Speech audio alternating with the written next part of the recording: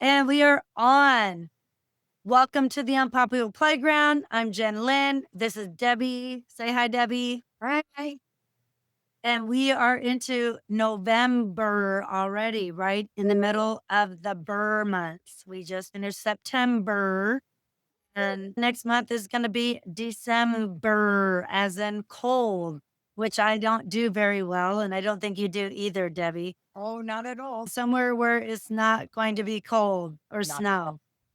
And that being said, it does kind of go with our theme and building a strong support system so that you aren't left out in the cold and you're not freezing on the outside. And if you don't have a good support system, then we're going to give you some good ideas and resources for this month to make that a little bit stronger. And if you haven't listened to the summer episodes about dealing with toxic people, you'll want to go back and listen to that so that you can avoid having those people in your support system. Just having one, even one, can tear you down and put you on the outside. And ab- you don't want that. The world glorifies independence, and a lot of the truths are unpopular that we have to say. No one succeeds alone. But you don't want to make it kind of creepy where you're so desperate to be in a system that you think is supportive, but they're really not. They just want to control you. You don't want to get caught up in that type of system thinking it's a support system, but it's not. You want to be able to think critically for yourself to decide, are these my values? Are they working for me? And building that up. So we're going to give you some good resources on how to do that. What are your thoughts, Debbie, on building a good support system? Well, my thing is you want to find people that have the same thoughts and ideas and values that you do. And you want people that support you, people that build you up in the same way that you build them up. And yes, people constantly like, oh, yes, yes, because that's fake. I want somebody that will be like, well, I understand what you're trying to say, but have you ever thought about it this way? I want constructive criticism. I just don't want yes men in my circle because that's like, okay, I can yes me to death too. I want feedbacks. I want constructive criticism, but I don't want people that, everything I say, they're cutting down and butting in. We're all cogs in the wheel and we all roll together. To me, that's good support system. Bring each other up, not down. And if they're out, it's like, bye bye, Felicia. Right. And especially, I've had a couple of organizations that I've been part of. You'll figure it out yourself. But I can tell you that elements of a toxic work situation would be the minute you hear, welcome to the family, and they think that you're all some creepy family. That's Mhm. a big red flag. Right. I would get out as soon as possible because that kind of, they want you to group think. They got the group think going on. They have weird buzzwords and they make you, feel bad about wanting to leave. Well, why would you want to leave this job? It's got everything that you need. And oh, well, we're going to do these things in a mandatory fun time on your own time thing where they try and make it obligatory and they're taking up all of your free time or family work time. I don't know. What are your thoughts on that, Debbie? That's a cult.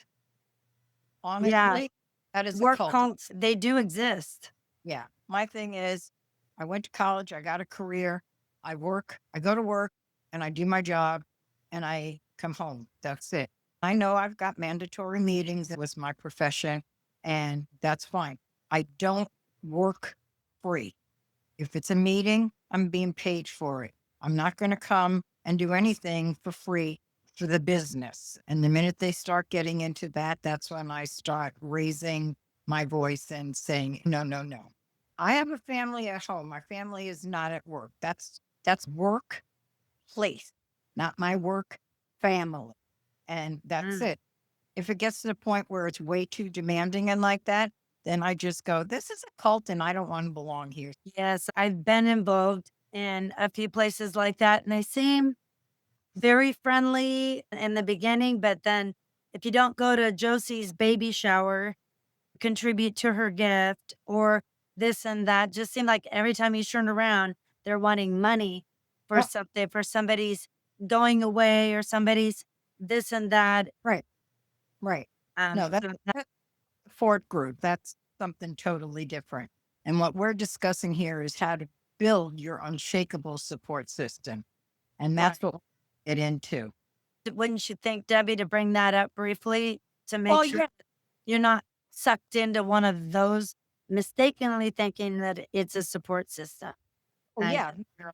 If people look back at our other podcasts and see about toxic relationships and everything else, they'll see that you should be able to differentiate between what is a real relationship and what is a toxic. A real relationship doesn't put any demands on you. That's like in a marriage. If your husband tells you you can't do this or you can't do that, you may not go out. Well, that's toxic. But if you're in a relationship where you say, "Hey, I'm going on a cruise with my friends for a week," and it's like, "Oh, that's great." That is a relationship, a partnership. right. And that's how you learn to differentiate those things. But yeah, that's why our podcasts follow a certain pattern. It's like to show you what toxic is and kind of go through the phases of bringing that up and then now getting into somewhere like we're talking about Building your own. the unshakable support system. And by now, people should be able to differentiate between what's a toxic relationship and what's a good relationship and a support system. Yes. And then building them with your family and your friends, people that you work with. It's kind of like the way that I see it. I know for my personal relationships, I have my work friends, people that I enjoy work time with. Might not necessarily spend outside time, but at work, I can Yeah, depend on them. I have certain family members that I can depend on. We don't spend a lot of time together. We go sometimes years without talking. But when we get together, we pick up right where we left off. There's exactly. no jealousy. And when push comes to shove, they're there for me and I'm there for them. We've got one another's backs. And you do that years after years and you build up that time, Great. got that time and service. That goes a long time. So it's not how many friends you have, it's how long have you had your friends and how quality are they? And if you're doing an equal amount of giving and taking to where you're not the one that's out of balance, that's where it becomes toxic. I've been friends with my best friend for 40 years. It hit 40 years with us. I've moved a lot and wasn't close to her. And, there's times where I would go back and visit her. It's been hard. I haven't been able to go back and visit it with her in maybe about 2.5 to 3 years now. But we still talk on the phone. I mean, she still sends me cards telling me she's so thankful that I'm in her life. And I always tell her she's my sister, not in blood, but, you know, in reality, Friendship. Yeah.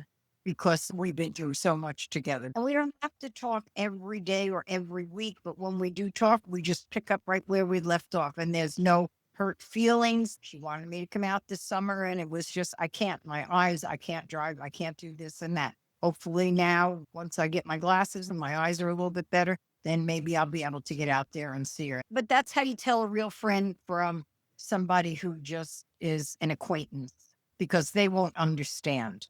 And that's how you differentiate between, I always believe that I don't need a lot of people in my life. And the people that I have in my life are genuine. And those are the ones I consider my friends. Right. I have very few friends, but the few that I have been friends for 40 years, 20 years, 25 years, and, now 10 years almost with you. And it's quality. I would rather have quality friendships of people that I know that will have my back and I will have theirs than to have a bunch of flaky people that I don't know if they're going to be there the next day.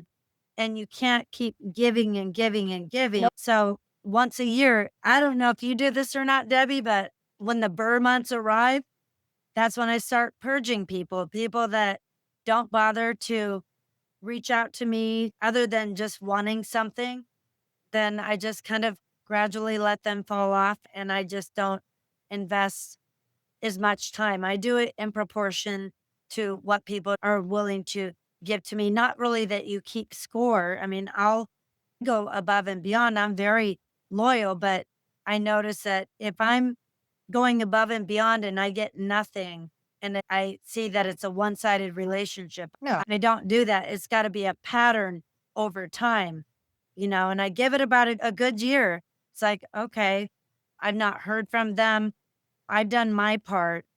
They've not done theirs. So doesn't mean that I'm going to unfriend them, but I'm definitely not going to invest as much time and energy into them for people who don't show up, people who flake out, always cancel. I just don't have time for that. Life is short and life is precious and you can't get time back. So right. you want those people in your life to be quality. Correct. Thoughts on that? No, I totally agree. And I think we need to get into our topics. Yep. So that being said, we're at the end of this time for this introduction. The next session is going to be your transition survival kit. So you won't want to miss out on that. Stay curious. And Debbie, any final thoughts? Okay. We'll see you in the next episode, everybody. Bye. Hi.